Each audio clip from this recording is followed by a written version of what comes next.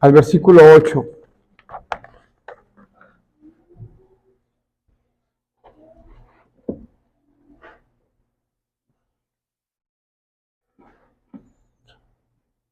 Dice la palabra del Señor: principio del Evangelio de Jesucristo, Hijo de Dios. Como está escrito en Isaías el profeta: he aquí yo envío a mi mensajero delante de tu faz, el cual preparará tu camino delante de ti. Voz del que clama en el desierto: preparad el camino del Señor, enderezad sus sendas. Bautizaba Juan en el desierto y predicaba el bautismo de arrepentimiento para perdón de pecados. Y salía a él toda la provincia de Judea y todos los de Jerusalén, y eran bautizados por él en el río Jordán, confesando sus pecados. Y Juan estaba vestido de pelo de camello y tenía un cinto de cuero alrededor de sus lomos, y comía langostas y miel silvestre. Y predicaba diciendo: viene tras mí el que es más poderoso que yo, a quien no soy digno de desatar encorvado la correa de su calzado. Yo a la verdad os bautizo con agua, pero Él os bautizará con Espíritu Santo. Padre, te damos gracias por tu palabra, Señor. Te damos gracias porque no nos has dejado a expensas, Señor, sino que nos has dado tu palabra para dirigir nuestros corazones. Señor, ayúdanos a través de este texto, Señor, a encontrar tu voluntad para nuestras vidas. Señor, que tu palabra sea como martillo, Señor, que rompe la piedra en los corazones endurecidos, y que sea, Señor, como un bálsamo de sanidad para los corazones heridos. Por favor, Señor, sé glorificado a través de tu palabra. Te lo pedimos en Cristo Jesús. Amén. Pueden sentarse, hermanos. Como dijimos en el sermón pasado, el primer versículo del Evangelio de Marcos, de alguna forma, hermanos, resumen el tratado o el tema que él va a tratar, vaya, en su Evangelio. Él va a buscar escribir el Evangelio de Cristo, el Hijo de Dios. Ahora, hermanos, como un comentario, el hecho de que el Evangelio comience diciendo principio del Evangelio, pudiera ser que algunos de nosotros puedan estar imaginando que esta es la primera vez que en todas las Escrituras se habla del Evangelio, y eso es un error, porque nosotros ya lo encontramos el Evangelio en el Antiguo Testamento. De hecho, encontramos el protoevangelio, la primera vez que se anuncia el evangelio en Génesis capítulo 3, versículo 15, cuando se da esa promesa de la descendencia de la mujer que vendría a aplastar la cabeza de la serpiente, y asimismo la serpiente vendría a herir el calcañar del hijo de la mujer. De manera, hermanos, que debemos despojarnos de ese pensamiento de decir solo en el Nuevo Testamento se explica el Evangelio. La realidad del por qué se inicia como el principio del Evangelio es muy probable, hermanos, que Marco haya utilizado esto, porque si bien el Evangelio ya había sido anunciado en el Antiguo Testamento, hermanos, en el Nuevo Testamento el Evangelio se encarnó. El Evangelio se encarnó, el Evangelio fue vivificado, fue mostrado, fue cumplido en la persona de Cristo. Y de esa manera, hermanos, si usted quiere ver cómo luce el Evangelio, quizás usted puede ir al Antiguo Testamento y ver esas chispas del Evangelio y poder llevar a la conclusión, pero el Evangelio en su apogeo está en Cristo. Y ahí es en donde nosotros podemos ver cómo es que se vive el Evangelio, cómo es que luce el Evangelio en la práctica, cómo es que luce el Evangelio en la vida palpable en una persona. Y eso lo encontramos en Cristo. De manera que cuando vivimos el Evangelio, hermanos, estamos diciendo que vivimos como Cristo vivió, porque Él es el Evangelio. Ahora, leyendo este pasaje, hermanos, que acabamos de leer, estos primeros 8 versículos, yo no sé, hermanos, pero la primera vista o la primera impresión que nos da este texto es la de un mensajero, porque tal cual se nos menciona la idea de un mensajero en las profecías. Pero la idea de un mensajero, hermanos, en los tiempos antiguos, es donde antes de la llegada de un rey, se enviaba a este mensajero que revisara los caminos por los cuales iba a pasar el rey. De manera que el propósito de este mensajero era ver si no habría obstáculos para que el camino del rey no fuera atrasado o perjudicado. De manera que la tarea de este mensajero era muy importante de encontrar caminos adecuados para la llegada del rey. Ahora, este mensajero que se nos menciona aquí, hermanos, es un mensajero único. Es un mensajero diferente. No fue como los otros, porque aunque Marcos no lo menciona, porque no es su propósito, este mensajero fue investido por el Espíritu Santo aún antes de nacer. Esto lo podemos leer en Lucas capítulo 1, de versículo 13 al versículo 16. Este mensajero fue capacitado para la labor, para la tarea que éste tendría que hacer. Y no fue el que lo comisionó otro hombre, sino el mismo Dios. Por lo que hoy, hermanos, dividiremos nuestro pasaje en 3 encabezados. Primero, hermanos, veremos la llegada del mensajero del versículo 1 al versículo 3. El segundo encabezado, hermanos, la obra del mensajero, versículo 4 y versículo 5. Y el tercer encabezado, hermanos, la sencillez del mensajero, versículo 6 al versículo 8. Comencemos, hermanos, con la llegada del mensajero, primer encabezado, del versículo 1 al versículo 3. Principio del Evangelio de Jesucristo, Hijo de Dios, como está escrito en Isaías el profeta: he aquí yo envío mi mensajero delante de tu faz, el cual preparará tu camino delante de ti. Voz del que clama en el desierto: preparad el camino del Señor, enderezad sus sendas. Hermanos, una de las cosas que podemos ver en estos primeros 3 versículos es que la llegada de este mensajero, hermanos, era esperada. Era esperada. Notemos, hermanos, que aunque se está escribiendo a los romanos, los judíos no se les estaba anunciando algo nuevo que ellos no conocieran. Ellos conocían perfectamente las Escrituras. No se les estaba anunciando algo diferente, sino que ellos, al leer a Marcos, comprenderían claramente de lo que se está refiriendo. Y lo primero que se nos menciona en el versículo 2 es como está escrito. De manera que lo que está haciendo Marcos es haciendo una conexión entre la vida de este mensajero y la profecía que se encuentra en Isaías. Ahora, lo curioso de esto, hermanos, es que el versículo 2 dice, como está escrito en Isaías, el profeta. Pero lo curioso es que lo primero que cita Marcos no es a Isaías, sino a Malaquías. Y eso es lo que nosotros encontramos en Malaquías capítulo 3, versículo 1. Vayamos ahí, hermanos. Antes de Mateo, hermanos. Malaquías capítulo 3, versículo 1. Vea lo que dice. He aquí yo envío mi mensajero, el cual preparará el camino delante de ti, y vendrá súbitamente a su templo el Señor, a quien vosotros buscáis, y el ángel del pacto, a quien deseáis vosotros. He aquí viene, ha dicho Jehová de los ejércitos. Vea esto, o sea, Marcos menciona una cita de Isaías y cita a Malaquías. ¿Por qué, hermanos? Bueno, vayamos a Isaías. Isaías capítulo 40, versículo 3.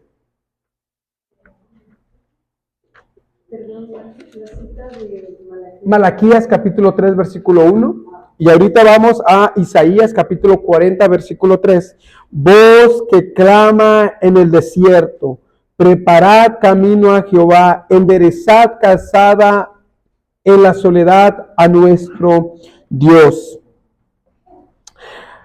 Los comentaristas, hermanos, dicen que es muy posible que la intención de Marcos al de escribir la cita de Isaías, pero anteponer la de Malaquías, es porque la de Malaquías podría ayudar a clarificar o dar una mejor interpretación a lo de Isaías. Es decir, Malaquías le pone rostro a la voz que se menciona en Isaías.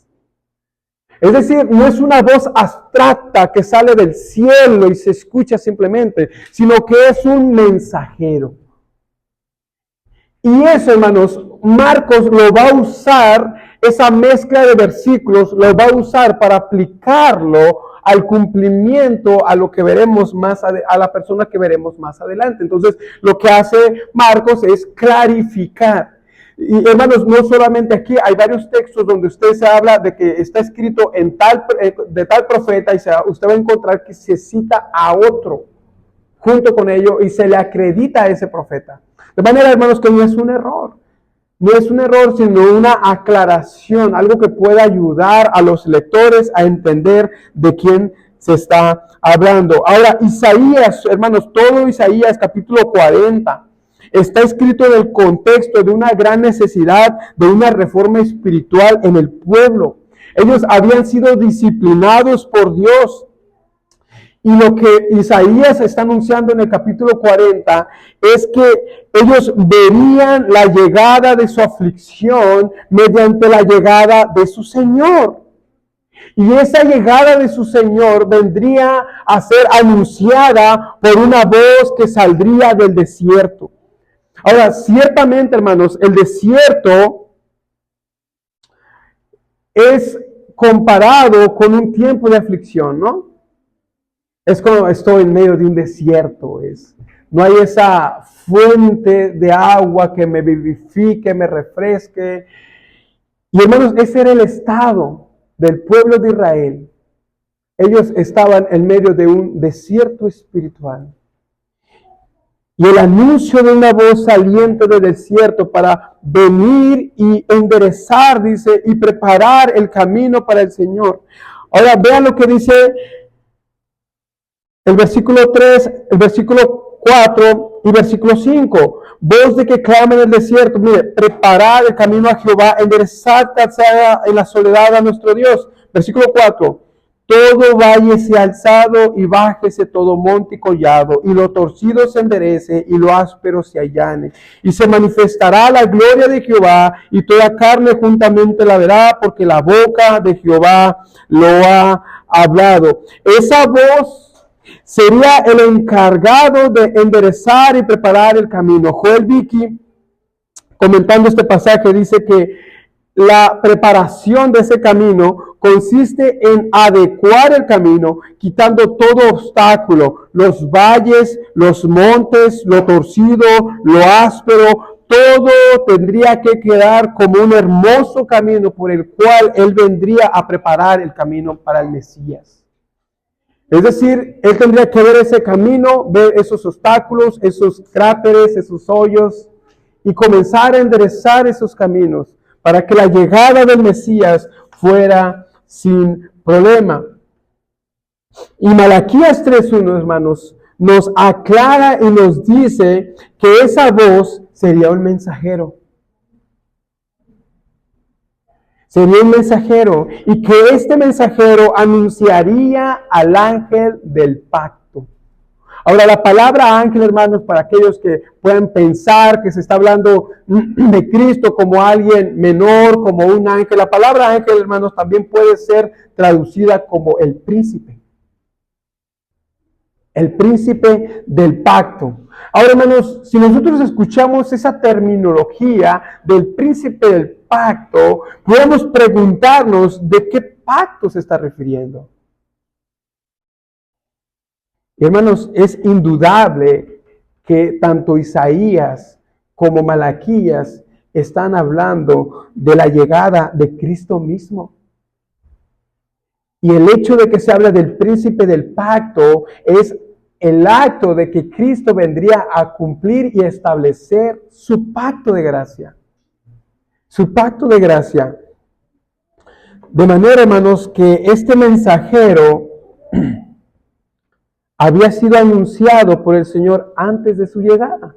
Y en ese sentido, este mensajero era esperado. Ahora, como lo mencionaba Carlitos, no solamente era esperado, sino que su llegada era apremiante, era consoladora.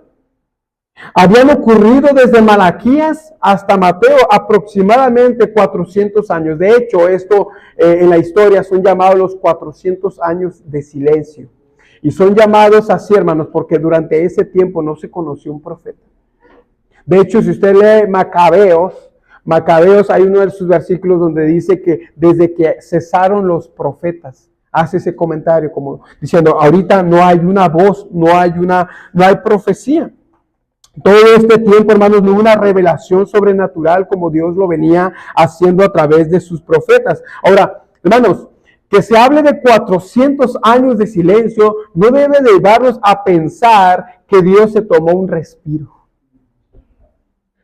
que Dios se tomó un tiempo o se fue de vacaciones. No, hermanos, Dios no estaba pasivo, Él estaba obrando. Es verdad, los profetas habían callado, habían cesado en ese momento, pero durante todo este tiempo, hermanos, el pueblo judío estuvo involucrado en muchas guerras. Dios lo utilizó para ir preparando el terreno donde Cristo vendría a nacer.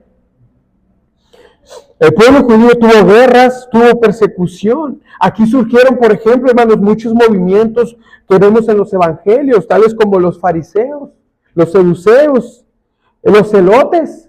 Todos estos movimientos, las sinagogas, todo esto fue introducido, fue creado en estos 400 años. Si usted quiere saber un poco más acerca de esto, puede leer el primer libro de Macabeos, segundo libro de Macabeos. No es inspirado por Dios, tiene errores, tiene sus defectos. Sin embargo, hermanos, puede resumir de alguna forma cómo es que se crearon todos estos movimientos. Ahora también, hermanos, durante todos estos tiempos, los romanos tuvieron un gran poder, de tal manera que lograron conquistar a los griegos. Nadie creía poder derrotar a los griegos. Y los romanos fueron capaces de derrotarlos. Ahora piensa, hermanos, 400 años. El día de esta nación era la guerra, era la opresión. Y quizás muchos de ellos se pensaban, ¿hasta cuándo? Como los salmos, ¿no? ¿Hasta cuándo, oh Señor, no me responderás? ¿Hasta cuándo vendrás a mi salvación? Ellos quizás se estaban acostumbrando a un ritmo de vida. No sabían cuántos años duraría más la opresión. ¿Hasta cuándo dejarían de sentir solamente el silencio y la soledad de parte de Dios? Hasta que un día, hermanos, una voz del desierto fue escuchada. Y en medio de su desierto espiritual, la voz de Dios volvió a retumbar en los corazones de este pueblo judío. ¿Qué nos dice Isaías 40, versículo 1? Consolaos. Pueblo mío, dice vuestro Dios, consolaos. El silencio no es sinónimo de que Dios no está trabajando o de que Dios ha terminado su obra con nosotros. El silencio, hermanos, es una forma en la que Dios trata con nuestros corazones. Nadie debería sentirse abandonado por Dios por no escuchar su voz, por no sentir su presencia, porque sus promesas son más fuertes que cualquier sentimiento que pudiéramos tener nosotros en nuestros corazones. La gloria, dice Isaías, de Dios vendría a manifestarse. Sería anunciado cuál rey es nuestro Señor. Hermanos, ¿sabe cuál es el contexto de Isaías capítulo 40? Es cierto, nosotros leímos hasta el versículo 5, pero lea conmigo el versículo 6 y en adelante. Voz que decía, da voces, y yo respondí, ¿qué tengo que decir a voces? Que toda carne es hierba, y toda su gloria como flor del campo. La hierba se seca, la flor se marchita, porque el viento de Jehová sopló en ella. Ciertamente como hierba es el pueblo, sécase la hierba, marchítase la flor. Mas la palabra de Dios nuestro permanece para siempre. De formas resumidas, lo que está diciendo Isaías, hermanos, aunque tardare para ustedes, mi palabra se cumplirá. Dios no es como los hombres. Dios no es como nosotros. El hombre se apaga, el hombre se arrepiente, se desanima, cambia de opinión. En palabras de nuestro Señor, los hombres se secan, se marchitan, enmudecen, mueren. Pero la palabra de Dios permanece para siempre. Y Él lo dijo, y no lo hará. Y no lo hará, hermanos. Hermanos, esto debe llevarnos a confiar en su palabra. Si Él ha dicho en su palabra, si Él te ha dado una promesa en su palabra, hermanos, paréntesis, no estoy hablando de esas promesas de sentimientos donde yo siento de parte de Dios. No, hermanos, estoy hablando de esas promesas que están escritas, que tienen un versículo, que tienen un capítulo, que tienen un libro en las Escrituras. Esas promesas, hermanos, son verdad. Y deberíamos estar confiando en su palabra más que en nuestras intuiciones. Confía en sus principios. Confía en su palabra para ser salvo. Confía en su palabra para ser sabio. Confía en su palabra que en medio de tu oscuridad puede ser una lámpara. Que en medio de tu debilidad puedes sostenerte. No hay una palabra más segura que la palabra de Dios.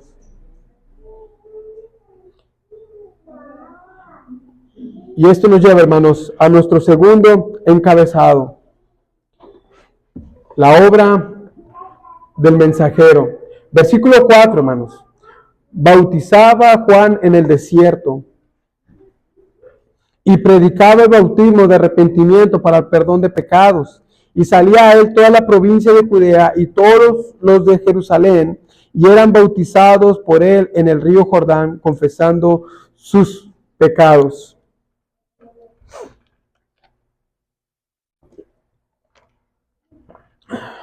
El misterio, hermanos, del mensajero se termina en el versículo 4. En el versículo 4, hermanos, nosotros encontramos el nombre de este mensajero, y el nombre del mensajero es Juan. Juan el Bautista. Juan el Bautista, hermanos, fue escogido por Dios para venir y preparar su camino. Y esa preparación, nos dice Marcos, consistía en dos cosas. Predicaba y bautizaba. Vea el énfasis que hace Marcos de repetirnos que él bautizaba. Versículo 4, bautizaba Juan en el desierto, escuche, y predicaba el bautismo. Y salía él toda la provincia de Judea y todos los Judíos y eran bautizados. Versículo 8. Versículo 7, y predicaba diciendo, versículo 8, yo a la verdad os bautizo. ¿Se da cuenta? Ese ministerio de Juan el Bautista consistía en predicar y bautizar. Ahora, la predicación, hermanos, ha sido usada por Dios para llevar a cabo sus planes. Dice Pablo a los Corintios que Dios escogió la locura de la predicación para salvar, para cumplir sus propósitos. Él ha capacitado a lo largo de la historia a santos hombres de Dios para llevar su palabra y cumplir sus planes. Y en Juan el Bautista, hermanos, no era diferente. No era diferente. Aquella voz resonó con palabras que después muchos querían callar. Ahora el problema no era el silencio. Ahora el problema era lo que decía esa voz. La predicación de Juan el Bautista, hermanos, aunque no la encontramos en Marcos, la encontramos de una forma muy extensa en Mateo. Pero consistía, dice Marcos, en el bautismo de arrepentimiento. Ahora, Hay algo que menciona Marcos, y es que Marcos dice que bautizaba y predicaba. Y alguien pudiera pensar que si él bautizaba y después predicaba, por el orden en que se menciona Marcos, pero la realidad es que no, hermanos. Él predicaba y después bautizaba a aquellos a los que su predicación era afectada. ¿Cómo lo sabemos, hermanos? Lucas capítulo 3, versículo 7 nos da luz para pensar y creer esto. Y decían las multitudes que salían para ser bautizadas por él: oh generación de víboras, ¿quién os enseñó a huir de la ira venidera? Vea ese pasaje en completo, hermanos, después. Pero ese pasaje completo nos narra la idea de que a Juan el Bautista lo comenzaron a seguir. Y entonces venían a él multitudes para ser bautizadas.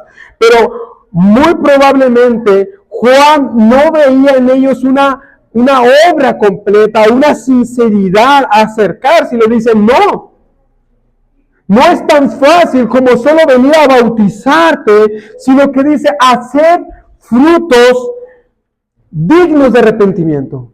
Y ahí que dice, bueno, entonces, ¿qué haremos?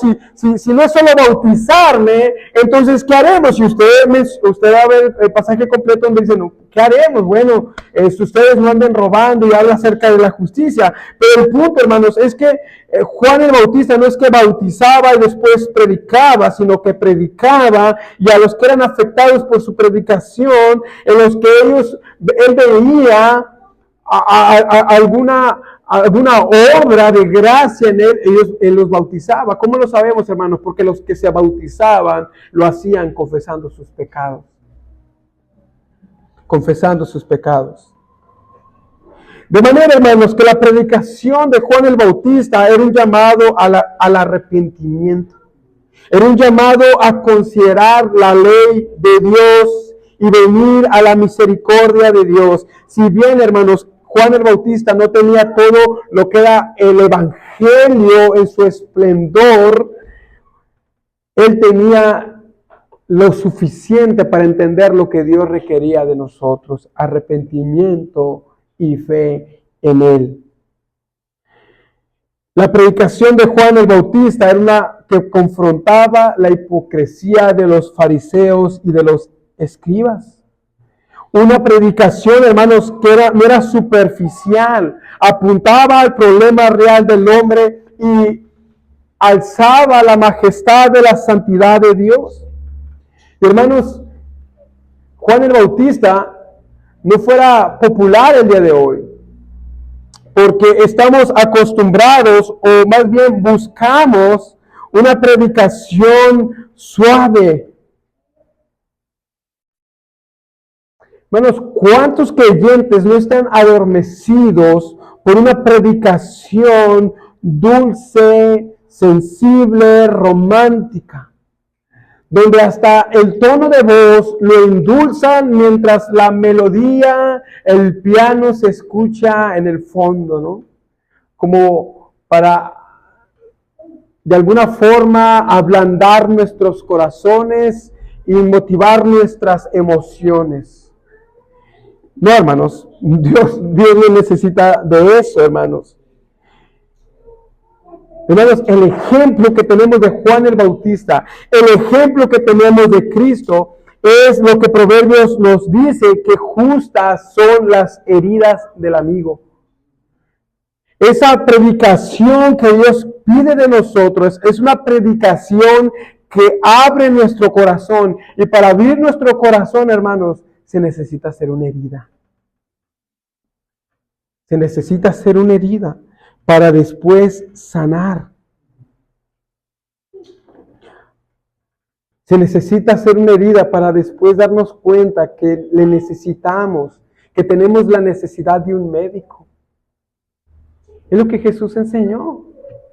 Yo no he visto llamar a justos al arrepentimiento, sino a pecadores. Ahora, hermanos, no significa, eso que dijo Jesús no significa que haya personas que son justas que no necesitan arrepentimiento. No, es lo que está diciendo. Estoy llamando al arrepentimiento a esas personas que se han dado cuenta de su necesidad, no a los que se creen justos. Allí estaban los fariseos. Ahí estaban los escribas con sus túnicas largas, pensando que su justicia era de tal manera que no necesitaban un arrepentimiento. Pero el Señor nos llama y nos dice, necesitamos tener la necesidad consciente de un médico que haga algo por nosotros, que nos salve. Y ese era el contexto judío, hermanos. Ellos pensaban que no tenían necesidad de nada. Ellos eran el pueblo de Dios. De hecho, hermanos, en Mateo capítulo 3, si no me equivoco, en la predicación de Juan el Bautista, él tiene que decirle, y no penséis dentro de vosotros, a Abraham tenemos por padre. Porque os digo, dice que Dios puede levantar aún de las piedras hijos de Abraham. Y la intención es, ustedes están autojustificándose diciendo, no, nosotros no necesitamos arrepentimiento. Nosotros somos de linaje y la promesa que Dios le hizo a Abraham es a Abraham y a su linaje. Yo soy de su linaje. Por tanto, yo tengo la salvación asegurada.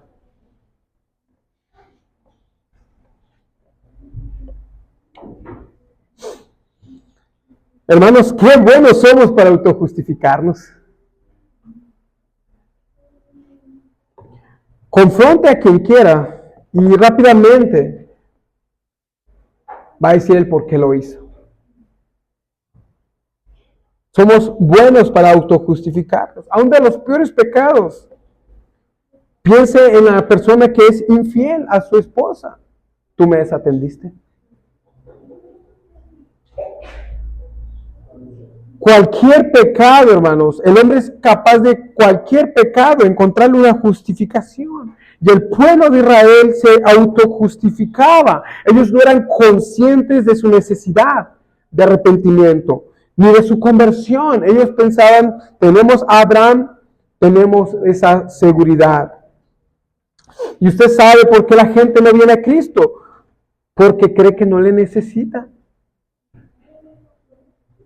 Y es el trabajo del mensajero, es el trabajo del predicador, hacerle ver a la gente la necesidad que tenemos de ir a Cristo. Y en eso consistía el ministerio de Juan el Bautista, hermanos. Su trabajo de preparar el camino para el Señor es traer una conciencia cargada a las personas de su pecado.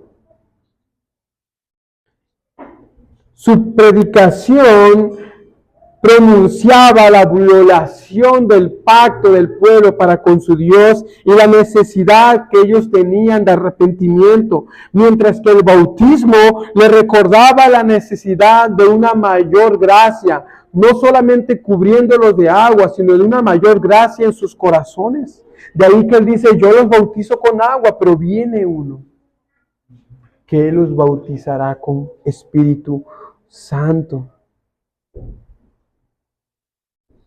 Ellos venían a Juan y Juan los bautizaba confesando sus pecados. ¿Sabe usted en qué consiste la confesión de pecados?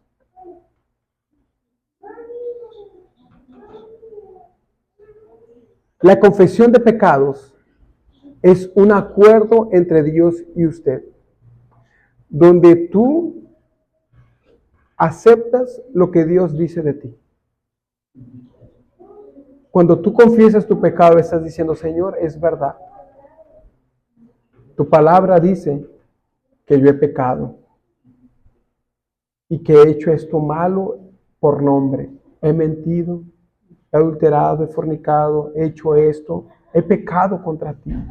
Tu palabra tiene razón y yo no. Es ese acuerdo de decir, Señor, es cierto, necesito de tu perdón. Necesito que me perdones, he pecado contra ti. Reconocemos que nosotros somos unos pecadores y que necesitamos la gracia misericordiosa de Dios. Y amigos, si tú estás aquí sin Cristo, déjame decirte que Dios está airado contra ti.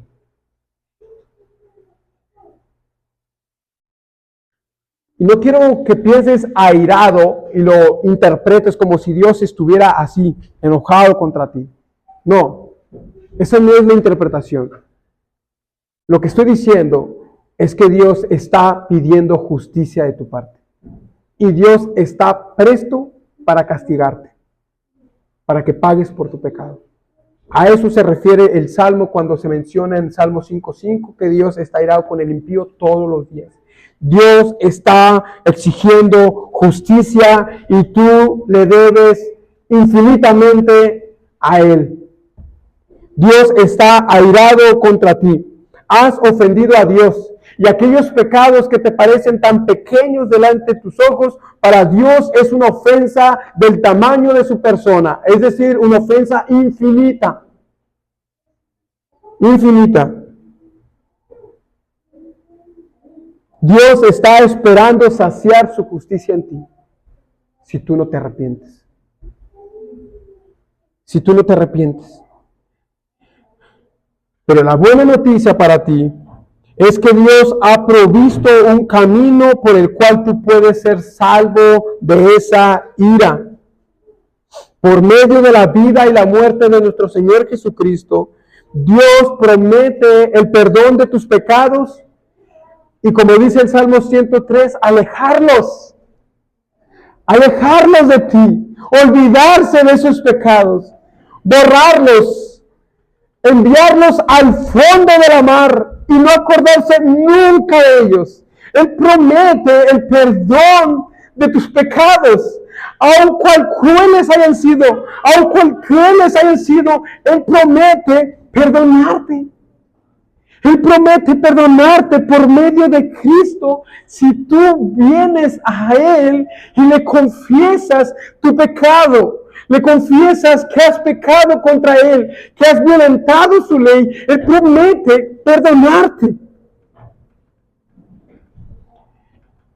No busques excusas, no busques autojustificarte, no importa si fuiste movido por ellos, si fuiste movido por alguna persona, no importa, Él conoce todo lo que te llevó a pecar contra Él. No te autojustifiques, confiésalo.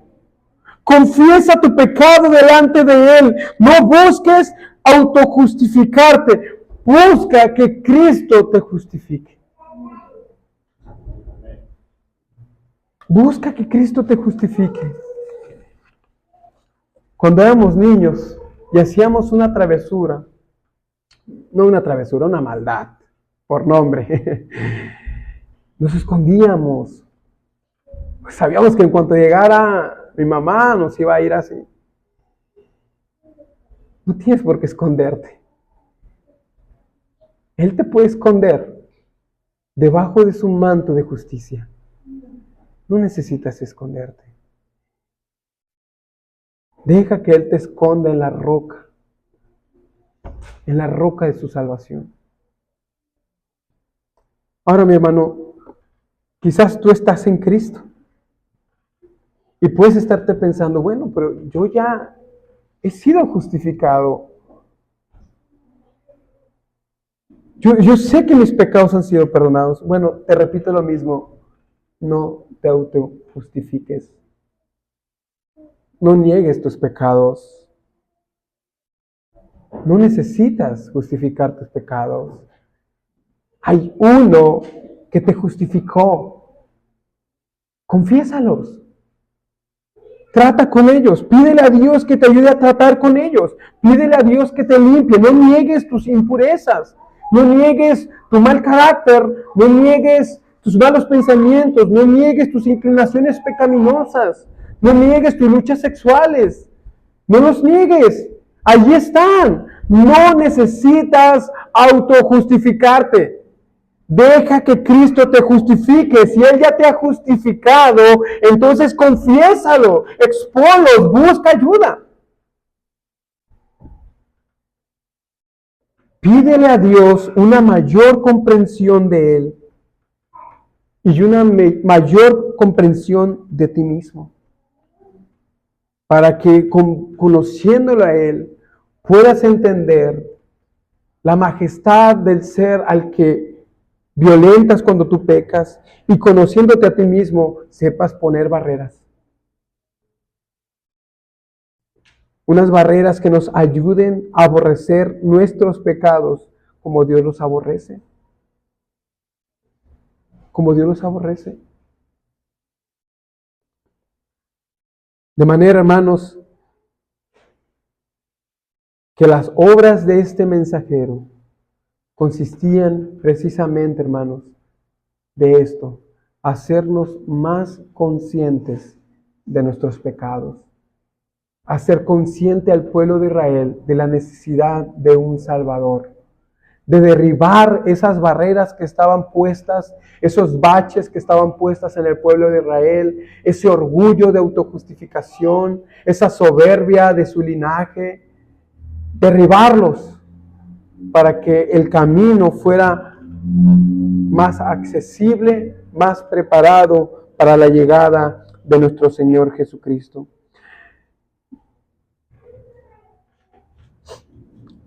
Ya vimos el primer encabezado, la llegada del mensajero. Ya vimos las obras del mensajero. Vayamos a nuestro tercer encabezado, hermanos, la sencillez del mensajero. Volvamos a Marcos, capítulo 1. Leamos del versículo 6 al versículo 8. Y Juan estaba vestido de pelo de camello y tenía un cinto de cuero alrededor de sus lomos y comía langostas y miel silvestre. Y predicaba diciendo: viene tras mí el que es más poderoso que yo, a quien no soy digno de desatar encorvado la correa de su calzado. Yo a la verdad os he bautizado con agua, pero él os bautizará con Espíritu Santo. Hermanos, este mensajero era un mensajero muy sencillo.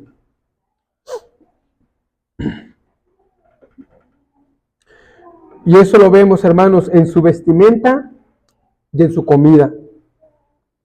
La vestimenta de Juan el Bautista era sencilla. Ahora, cuando decimos que es sencilla, hermanos, no es igual a simple. Estamos diciendo que era sencilla. Pues su vestimenta, hermanos, tenía un gran significado.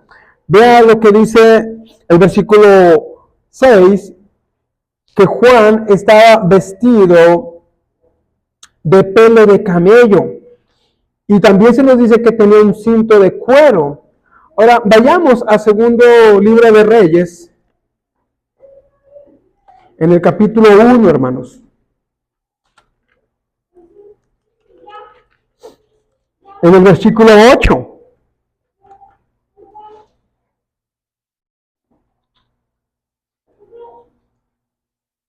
Y ellos le respondieron: un varón que tenía vestido de pelo y ceñía sus lomos con un cinturón de cuero. Entonces él dijo: es Elías Tisbita.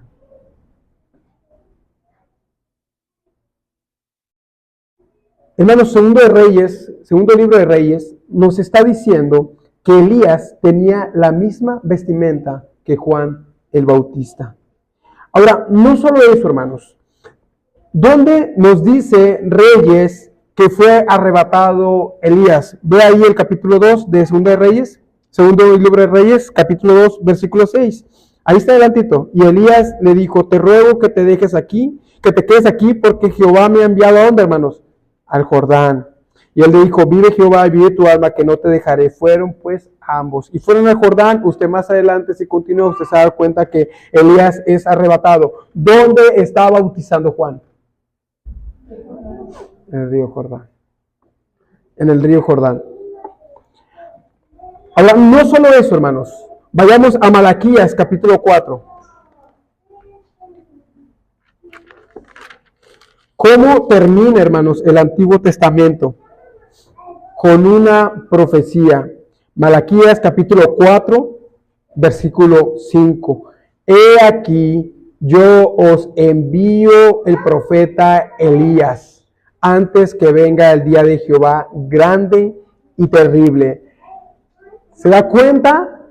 ¿Se da cuenta que no es coincidencia que Juan el Bautista esté en el desierto, que Juan el Bautista esté en el Jordán, que Juan el Bautista esté vestido de esa manera? O sea, todo estaba apuntando a esa comparación entre Elías y Juan el Bautista. El Antiguo Testamento termina anunciando la venida de Elías. El Nuevo Testamento se inaugura con la llegada de aquel Elías. Ahora, hermanos, cuando a Cristo se le preguntó acerca de la venida de Elías, en Mateo capítulo 17, él tuvo una respuesta que nos ayuda mucho a aclarar aquí. Mateo capítulo 17.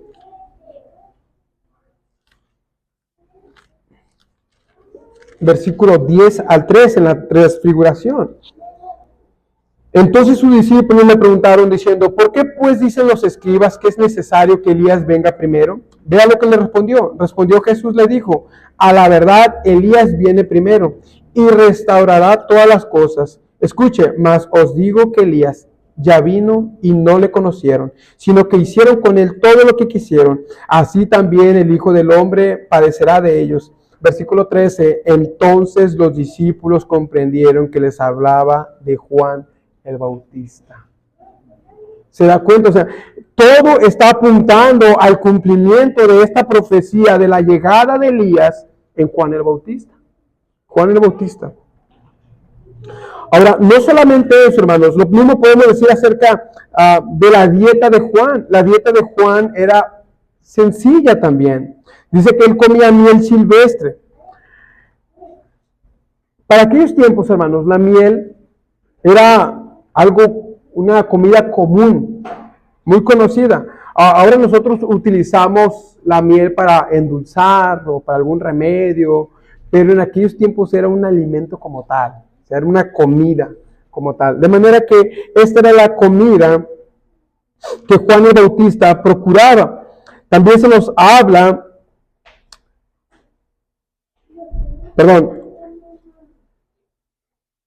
ahora esta dieta, hermanos, de miel silvestre nos hablaba o nos reflejaba un poco acerca del carácter de Juan el Bautista. Nos hablaba de la abnegación que él tenía. Y fíjense lo que dice Mateo capítulo 11, versículo 18, cuando se le acusa al Señor de juntarse con pecadores, dice, porque viene Juan el Bautista, dice que ni comía ni bebía, y ellos decían, demonio tiene. O sea, nuestro Señor Jesucristo veía en Juan el Bautista una dieta sencilla. De tal forma que decían, el pueblo mencionaba, ni come ni bebe, él era muy abnegado, muy abnegado. También se dice que él comía langostas, una comida, unos insectos permitidos por Dios. Ahora mismo, hermanos, todavía muchos comen langostas. Esta era una especie de como de saltamontes, y para nosotros puede ser a lo mejor hasta raro o desagradable, pero en aquellos tiempos era una comida normal. Entonces, era una comida que otra vez volvemos, hermanos, tanto su comida como su vestimenta apuntaban al carácter de Juan el Bautista. De alguna forma reflejaba lo que había en su corazón. Su corazón, hermanos, no estaba en este mundo. Su corazón no estaba en las cosas materiales. Él entendía a qué reino servía. Él se veía a sí mismo como peregrino. Por tanto, esa abnegación reflejaba su propósito de vida. Él sabía que él venía para un solo momento.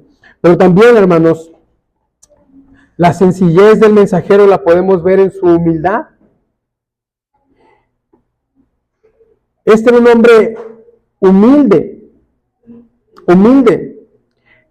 ¿Cómo lo sabemos, hermanos? Él estaba consciente de que él no era el fin, sino un medio.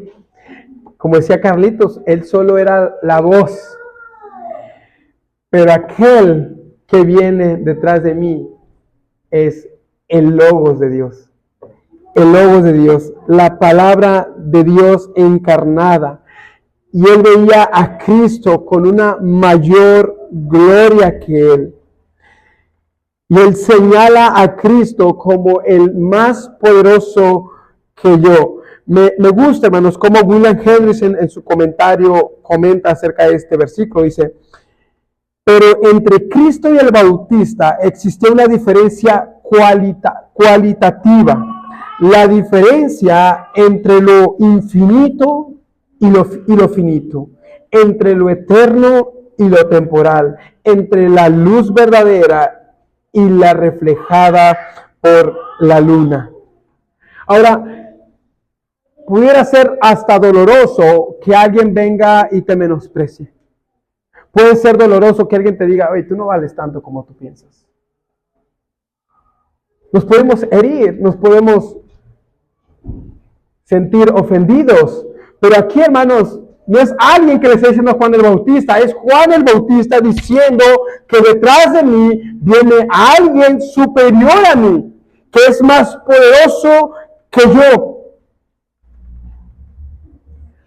Es Juan el que está reconociendo la majestad que hay en Cristo por encima de la suya. Hermanos, todo el ministerio de Juan el Bautista consistió en apuntar al ministerio de Cristo. Cuando se le cuestionó a Juan el Bautista sobre la fama y cómo aquellos seguidores que él tenía comenzaron de dejar de seguirlos para irse con Cristo, él no tardó ni tartamudeó en decir, es necesario que él crezca, pero que yo mengüe. A la medida que la luz del alba de Cristo y su ministerio iban creciendo, en esa misma medida el ministerio de Juan el Bautista se iba apagando. Él entendía perfectamente cuál era su propósito. Él entendía perfectamente cuál era su fin. Él no era el fin, él era el medio para que el rey tomara el trono de esta nación.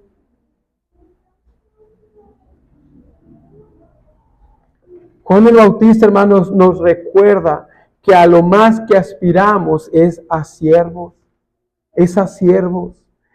Hermanos, cuando se pide hacer algo en la iglesia, cuando se pide que hagamos algo, cuando se pide que nos preocupemos unos por otros, cuando se pide que busquemos la unidad, cuando se pide que nos busquemos a lo largo de la semana, que nos preocupemos, que nos hablemos, hermanos, no le estamos pidiendo eso por el bien mío o por el bien del hermano Carlos o por el bien de aquel o de aquello. Lo estamos pidiendo en pos del reino de Dios.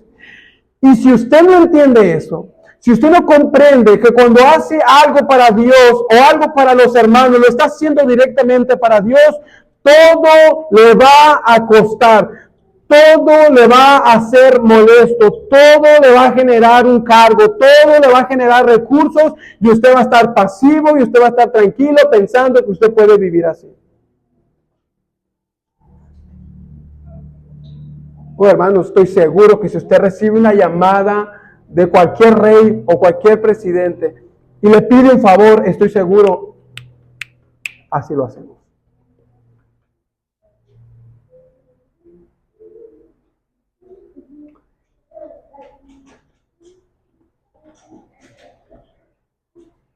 Hermanos, no vivimos para los hombres. Vivimos para el Señor.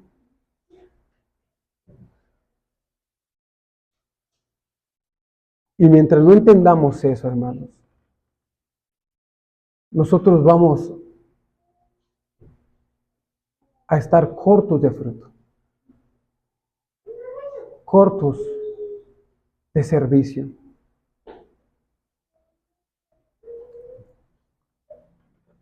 Pero Juan el Bautista, hermanos, nos da una lección y nos recuerda que nosotros somos administradores, no dueños. Pero no solo eso, hermanos, sino que Juan añade algo más. Y él dice, hermanos, que incluso en el versículo 7, a quien no soy digno de desatar encorvado la correa de su calzado. Él añade estas palabras ¿Y sabe cuál es el entendimiento que tuvo la audiencia de eso? En los tiempos bíblicos había una diferencia entre discípulo y siervo. Los discípulos estaban prestos para hacer muchas cosas, pero había cosas que no. Había cosas que solo le competían a los siervos. Y una de esas cosas era desatar la correa de las calzadas de sus amos. ¿Se acuerdan Juan, capítulo 13? Están todos en la casa, está todo listo para cenar, pero los pies están sucios. Yo me imagino a Cristo esperando que alguien tomara la iniciativa. Entonces, ¿qué es lo que hace? Se ciñe y se agacha y comienza a lavar los pies de sus discípulos. Cuando termina, vieron que yo, siendo maestro y señor, hice esto. ¿Ese no era mi trabajo? Alguien tenía que hacerlo. Probablemente no había un esclavo ahí que lo hiciera. Solo los discípulos y él. Alguno de sus discípulos era de esperarse que ya, maestro, déjame lavarte los pies. Pero no hubo esa iniciativa. Bueno, aquí Juan está diciendo que ni eso él es digno. Ni siquiera para siervo, para el título de tu siervo, soy digno de agacharme. Soy digno de encorvarme para desatar la correa. Él entendía perfectamente quién era él y entendía perfectamente quién era Cristo. Y hermanos, ¿cuánto necesitamos que eso entre en nuestra mente y en nuestro corazón? El no tener un concepto de nosotros más allá del que deberíamos de tener. El problema es que nos gustan los nombres de pastores, de reverendos, de presbíteros, pero nos queda chico el de siervos. No nos gusta. No nos gusta que ensuciarnos por servir a los demás. No nos gusta cansarnos. No nos gusta despojarnos de nuestro tiempo, de nuestras ocupaciones, para ocuparnos un poquito de los demás. Nos cuesta. ¿Y sabes por qué nos cuesta? Porque no tenemos esa mentalidad de servicio. Hermanos, yo no sé, hermanos, pero si yo estuviera ahí, probablemente tampoco me hubiera agachado. Probablemente no.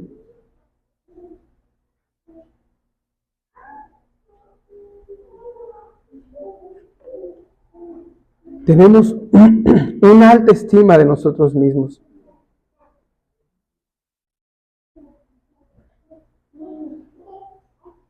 Por eso es tan fácil ofenderlos. Juan el Bautista, hermano, se conocía a sí mismo y conocía muy bien a Cristo. Y lo que él le está diciendo, ni a siervo aspiro, ni a siervo. Pero también, hermanos, su sencillez se veía en su propósito que él tenía. Él sabía perfectamente dónde estaba su lugar. Él entendía que solamente era un mensajero que venía a preparar el camino para el verdadero rey. Él comprendía, hermanos, que sus obras, tus obras, mis obras, las de Juan el Bautista, no son para nada comparables con la obra que Cristo ha hecho. No son comparables. Yo os bautizo con agua. Es algo sencillo. Es algo pequeño. Pero el que viene, Él vendrá a ser una obra inimaginable. Una obra espiritual dentro de vosotros que los bautizará con Espíritu Santo.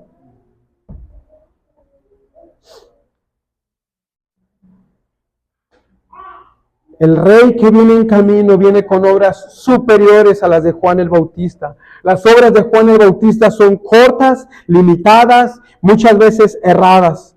Pero las obras de Cristo siempre son perfectas, siempre suficientes. ¿Alguien podría ir al cielo sin ser bautizado?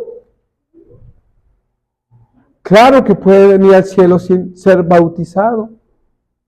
Alguien pudiera ser bautizado y no ir al cielo.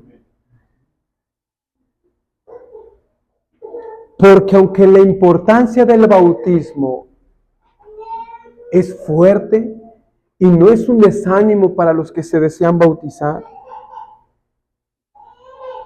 la obra de Cristo, el bautismo de Cristo, no de agua, sino del Espíritu Santo, es la obra más importante que el ser humano puede experimentar en sus corazones.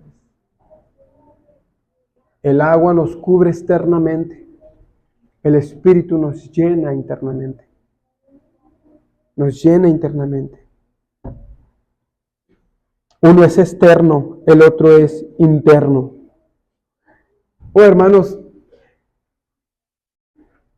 ¿cómo pudiéramos imaginar que Dios deposita parte de su naturaleza divina dentro de nosotros y transforma nuestros corazones, pone nuevos deseos, pone nuevos anhelos, nuevas metas en nosotros, pone una conciencia de permanencia a Cristo, un deseo de servirle? Hermanos, ¿quién puede hacer esa obra? ¿Quién puede cambiar mis inclinaciones pecaminosas? ¿Quién puede darme poder para luchar verdaderamente contra mi pecado? ¿Quién puede darme una seguridad de que yo estaré con Cristo cuando yo muera? No es el bautismo, no es tus sentimientos. Es que verdaderamente Cristo haya hecho una obra en nuestros corazones, que verdaderamente le amamos y que sabemos que verdaderamente Él nos ama. Mi amigo, ¿has experimentado esto? ¿Has experimentado cómo Dios infunde dentro de ti afecto? ¿Has experimentado una fe que te fortalece para perseverar? ¿Has experimentado un deseo de aferrarte a Cristo, de perseverar hacia Él, de no mirarte en tu vida fuera de Cristo, de su iglesia, de su cuerpo?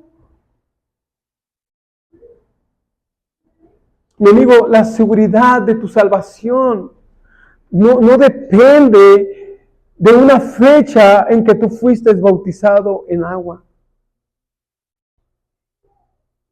No depende de una confesión donde le pediste que Jesús que entrara en tu corazón.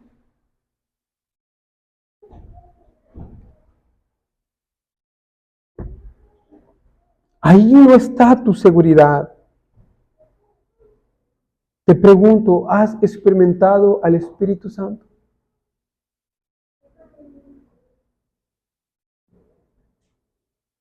Ahora no estoy hablando de hablar en lenguas, como muchos enseñan. No es hablar en lenguas. Estoy hablando del fruto del Espíritu Santo. ¿Cómo podemos saber que hay viento, hermanos, si no lo vemos? Bueno, las hojas se mueven. El polvo es levantado. Las olas son movidas. Hay viento. ¿Cómo podemos saber si alguien es salvo?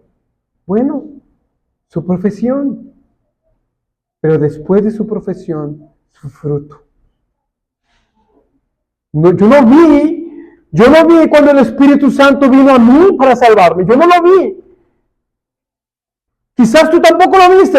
Yo espero que no, porque si no, alucinaste. Pero sin duda, en algún punto, comenzaste a experimentar nuevos deseos, nuevos afectos, nuevos gustos. Comenzaste sin saberlo a alejarte de cosas que te llevaban a pecar. Hermanos, son frutos que podemos ver en los demás y que podemos ver en nosotros mismos. Hablamos de una vida cambiada, de una conversión visible y confirmada por los hermanos. Y si no es así, si tú no tienes ese fruto, mi amigo, por más que profeses fe en Cristo, por más que profeses fe en Cristo, tú no eres creyente. No importa cuántos años tengas en una iglesia, no importa cuándo te bautizaste, tú no eres creyente. La palabra de Dios es clara respecto a eso. Hay fruto, hay un carácter del viejo hombre, hay una vida del nuevo hombre. Hay un antes y después de Cristo.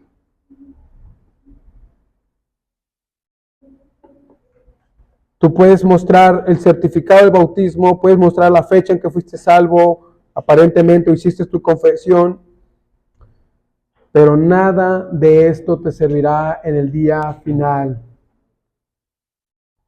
Ahí solo estarán delante de Dios aquellos que han sido regenerados, bautizados por Cristo con el Espíritu Santo.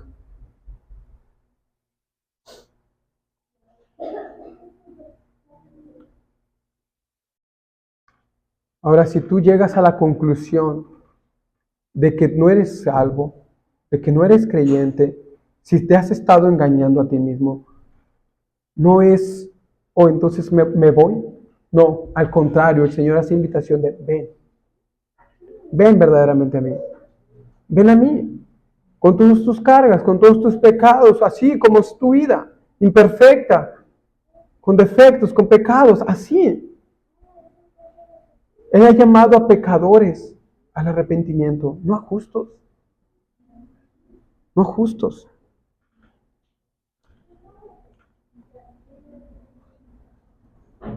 Jesús, hermanos,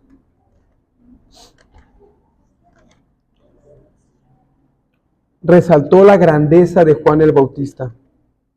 En Mateo capítulo 11, versículo 7,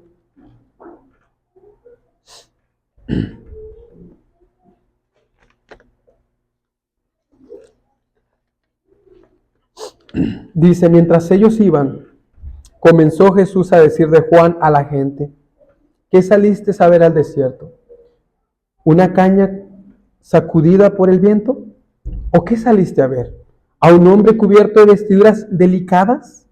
He aquí los que llevan vestiduras delicadas en las casas de los reyes están. Pero, ¿qué saliste a ver? ¿A un profeta? Sí, os digo, y más que un profeta, porque este es de quien está escrito, he aquí yo envío a mi mensajero delante de tu faz, el cual preparará tu camino delante de ti. De cierto os digo, entre los que nacen de mujer no se ha levantado otro mayor que Juan el Bautista, pero el más pequeño en el reino de los cielos, mayor es que él. Desde los días de Juan el Bautista hasta ahora, el reino de los cielos sufre violencia y los violentos le arrebatan. Porque todos los profetas y la ley profetizaron hasta Juan. Escuche, y si queréis recibirlo, él es aquel Elías que había de venir. El que tiene oídos para oír, oiga. Jesús, hermanos, al referirse al ministerio de Juan, resaltó la grandeza de ese ministerio. ¿Y sabe por qué el Señor puede engrandecer ese ministerio? Porque Él cumplió el ministerio que se le fue dado. Es lo que está diciendo. Él fue ese mensajero que anunciaba la venida del gran rey. Cumplió su propósito de señalar al Salvador. Juan el Bautista, hermanos, en los últimos de sus días, se quedó sin discípulos. Se quedó sin discípulos, porque todos fueron llevados a Cristo. Ese debe ser nuestro ministerio, hermanos. Vamos a orar, hermanos.